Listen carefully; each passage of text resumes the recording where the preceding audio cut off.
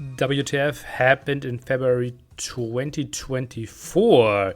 A bit later, but I wanted Hidden Cup to conclude, so obviously this video will include a lot of Hidden Cup spoilers.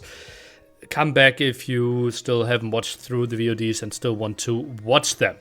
First off, we will start very early in February. ACCM joins My Insanity, and this is big because he is obviously the probably biggest player that wasn't in a proper organization, and ACCM joining the team. Best or person that profits the most of this is probably Cito, now having an internal teammate, obviously ACCM known to train with everyone, train massively, but especially after freaking Andy gone there from My Insanity. It felt like the firepower in 1v1 was lacking a bit. On top, obviously, mainly team game player Daniel not finding the time to properly train. So this is a nice step, especially for ACCM also, who's probably the player most reliant on income, and assuming My Insanity will pay him a salary, he can focus a bit more on training, a bit more on playing, and doesn't have the pressure to perform in every single tournament. So that's really nice for him. Then we have also very early at the start of the month, Hera making a video explaining his thoughts about Hidden Cup. And well, that one had mixed... Hidden Cup 5 will be a massive tournament for the AoE2 community, and I hope it's going to be bigger than the last edition Hidden Cup 4. I do think there's a mixed views, I would say. Few problems with the settings themselves. Now, obviously, I trust T90 to put on a crazy show for all of us viewers, but the area I am an expert in, which is like the settings in the tournament, I'm seeing a few, let's call them red flags with the settings. And he now goes through the video explaining what he thinks could be improved, like maps, for example. Lots of very valid points, some out there points included as well, where he goes on to like some assumptions. The big thing now, me as a tournament organizer, obviously has quite some problems with this, right? I every time I think about the tournament, feel like, okay, I only want everyone getting super excited over this, right? And here there were lots of like criticism towards the tournament from Hera's point of view. How I handled with NAC is, the day after the qualification ends, I will talk to every single player that makes it to the main event, and we try to improve everything and try to handle everything together. This apparently happened here as well, but somewhere on the way, Hera didn't feel like he could approach T90, or T90 didn't listen, or something happened that this wasn't enough. And this was now taken to the public, which was really bad for T90. He even made a post about it afterwards, how he felt very uneasy about this, and that's obviously not what he wanted to have. The integrity was criticized, and yeah, this is tricky for him. Oh god, I screwed this one up the side. I personally feel something happened there communication-wise. This is something that should have been, in my opinion, behind closed doors. Hera should have come to get the feedback. T90 should have received the feedback, and then the tournament could have been improved. If this happened, someone screwed up there. For the tournament itself, would have been way better if the feedback came a bit later to only have positive there. Hera, obviously, someone that really wants to stand up for what he believes is right? And we have too few people of this in our world, so I can absolutely see where he's coming from. And I like that he wants to make the scene better. And I think that's 100% his intention there. I think he didn't achieve this because I think maybe the ban system was slightly changed, but nothing else was really addressed. Maybe it was too late for the main event. I personally also was not happy with the map selection for the qualification and for the main event. I tried to talk to T90 about it. He had some thoughts about it. Now we have what we have, right? It's just unfortunate that this happened this publicly. At least that's my idea about it. I think it could have happened publicly after the event, and I think some channel of communication didn't properly work there. Then on, I think the 25th of February, 23rd of February, I think 23rd of February, there was a massive stream for Age of Empires called The New Age. And lots of stuff happened there. We got some new information about Age of Mythology there. And there was basically a massive stream going through Age of Empires 2, 3, I think even 4 content, Age of Mythology there, Age of Empires Mobile. And I will try to quickly sum it up. They have this information on their website as well. So there is a new expansion coming out that will be mainly focused on single player, which is kind of rare. All the other expansions added new civilizations. This one is mainly like adding missions for Age of Empires. Some call it campaign. Some people feel like, okay, it's not really a campaign. But this is simply focused on single player, which is very new and an interesting approach. Then we had Age of Mythology, Retold. Sadly, no gameplay was shown, which was really sad for some people, but it is confirmed to come out this year. Sneaky peek, let me see. Did we have anything here that is more behind the scenes, right? And conclusion, yes. Age of Empires Mobile. Very mixed feelings there as well.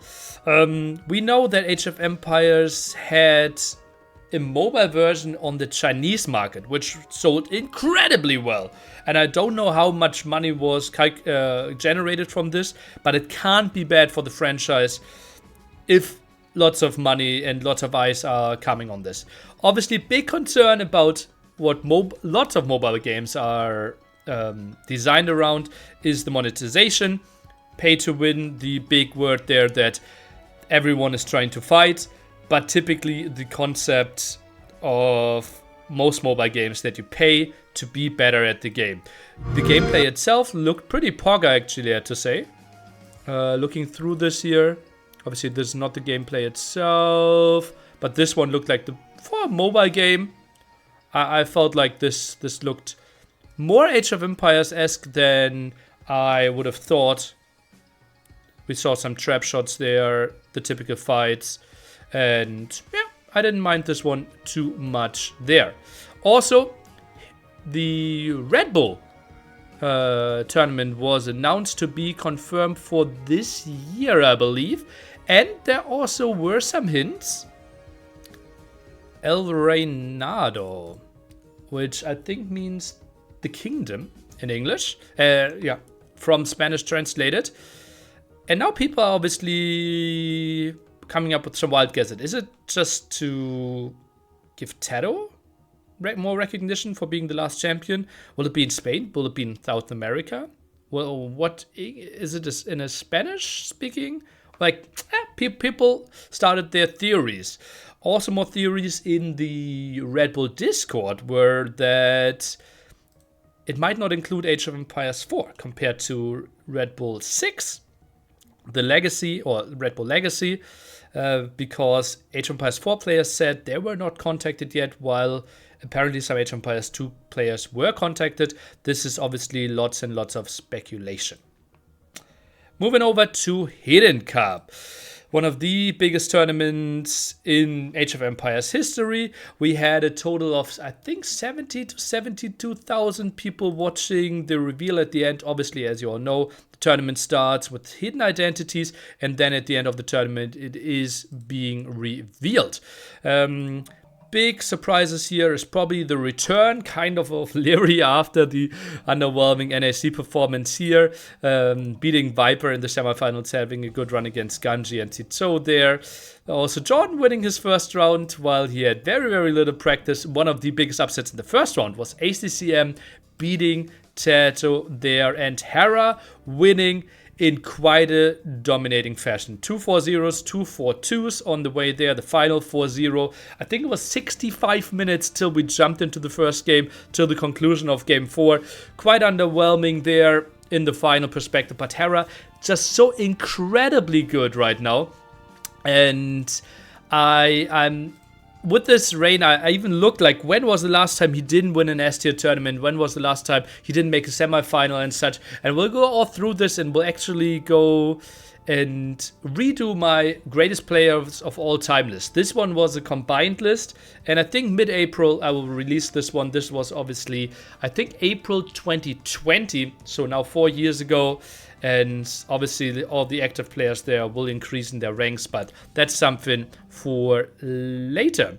Then obviously Hidden Cup was really liked in the guessing process, activity, incredible. There was a meetup where only saw happy people in the pictures on the cameras, so many people happy, and yeah, it was the great event that everyone was hoping for when it came to engagement. Obviously 72,000, I think that is below Hidden Cup 4 and Hidden Cup 3 numbers, but we also have to remember that those were peak lockdown corona times. I think around 77 or something. If those numbers are wrong, I can go back. We can just check Wikipedia, right? That's the beautiful thing. Peak numbers there, 77, yeah, or 76, something like that. So in that ballpark, comparing it to everyone was at home, this is actually pretty solid numbers here, and T90 should be happy with what was achieved here. Especially just imagine the final going to 4-3 and you easily break the 80k there. Something else that I wrote down, we had an admin post some controversy after the tournament. 3 things were mentioned there. In the Lyri Viper semi-final, the Viper was in a winning position, he felt like, or at least in a leading position, but they loaded the wrong map from Hidden Cup 4. Island's Hidden Cup 4 version, the game was replayed because, especially in late game, the changes from Hidden Cup 4 Island to Hidden Cup 5 Island were significant, and therefore the late game would have played out on a differently on a different map, so the replay there. Then also, in the early bracket phases here, Hera versus Balz, admin error. Actually, it was broadcast as a 4-1, but game 5 and 6 were switched. GG, good luck, next round was written in game 5, and therefore they didn't broadcast the 6th game. Some small mistake there, and also a bit of controversy was that to give people someone to train, players knew 8 players that weren't in their bracket. So basically, Doubt get the information. Those are the 8 players that you can't face before the finals. Hard got the same information. Those are the 8 players you can't get before the finals. This obviously takes a bit away from the Hidden Cup factor, but is something that players were heavily requesting in earlier Hidden Cups, right? Players kind of know, players kind of can figure out. Lots of more stuff to prevent people figuring it out, like a synchronized time for round of 60, the round of 16, for example, this time, synchronized time for the quarterfinals this time. So nice moves being made there. And this is something, obviously, again, how do you maneuver interests of the players, interests of the viewers? Obviously, it would be nice if no players had any idea, and it would be like a 1 out of 15 guessing into it. But practically speaking, this, I think, is the way better approach. Now you have 8 players that you can train with, and especially for people that are teamless, this makes a lot of sense. Then we talk about what's happening in the next month. Obviously, this was received, or not obviously, but this was received very mixed. You can read up on AoE Zone and Reddit if you want to get into some more drama. Also a lot of drama where people apparently felt like Hera's making the tournament scene less enjoyable because he's winning so much and his style is not as entertaining, but way more people jumping on it and defending him and giving lots of love towards him. So that was nice to see. So I personally saw more threads complaining about people complaining than people actually complaining. But maybe something got edited, maybe something got deleted. Look ahead. Very underwhelming month potentially ahead of us. March, nothing happening. Hidden Cup done, nothing announced. Now we have to go to 8-tier tournament, And I have a water tournament starting in April for you. And a sudden death 1v1 tournament where all the pro players will play. But that's kind of it. March might be a bit... not the month that we might remember too much in AoE 2 history. Kind of feels overdue for a MEM tournament, right? We had Warlords quite some time back. Nothing announced. Nothing announced there. Then we go for game or set of the month. We have... Now, obviously, more spoilers ahead. A game that I can absolutely recommend to you. It is Gajamada against Gregory the 7th. In the end, we knew there was ACCM against Taro.